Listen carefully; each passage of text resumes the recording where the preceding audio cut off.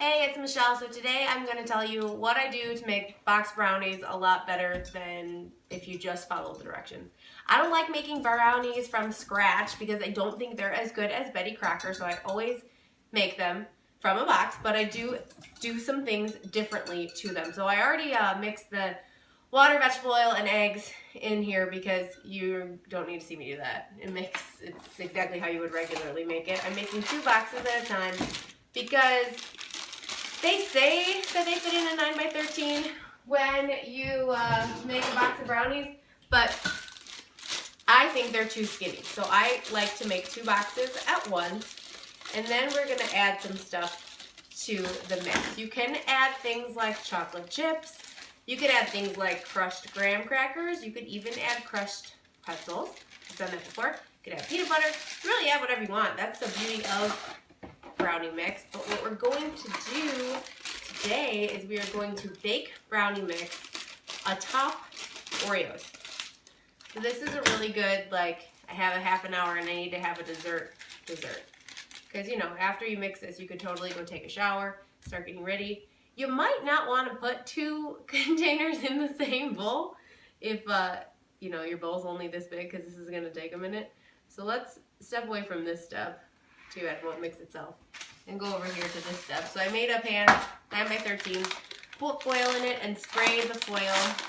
I spray underneath the foil and on top of the foil, because the more you spray, the less chance of being a mess.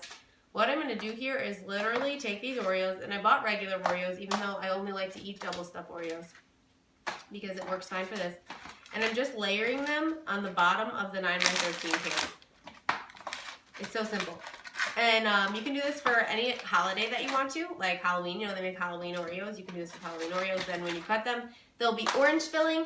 I think they make Christmas Oreos. I know they make all sorts of different flavors, so that's another way that you can make these interesting for your own party, whatever kind of party you're having. So this is step 1. You are going to put the Oreos on your foil. And then step 2, when I have this all mixed together, is when we're going to pour the batter on top.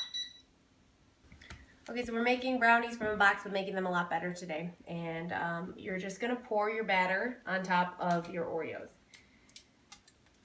I don't know if I mentioned this, but I like to mix the water, the vegetable oil, and the eggs in the bowl before I put the brownie mix in, because I think that you're less likely to end up with a big glob of mix on the bottom than if you do it the other way. I don't know why I do that. No one told me to. That's just my own thing. But I think it works, because then your bottom is clean of the bowl. So then you just spread it like you would any brownie mix, and you're gonna make it in the oven according to the box directions. So that part's really easy too. What you can do with any brownie mix, but this one too, is top it with something. 4th of July once, I topped it with marshmallows and put red, white, and blue sprinkles on it. It was really cool. I have all these extra Oreos, so I can break them on top. You can break them, you could crush them.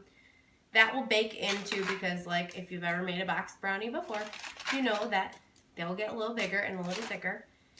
And that is basically all it takes to make brownies so much more fun than just from a box. I will put a picture of what these brownies look like after they're baked and cut and in some sort of presentation on our website at 97zokonline.com. So make sure you go check that out, along with other desserts that you make.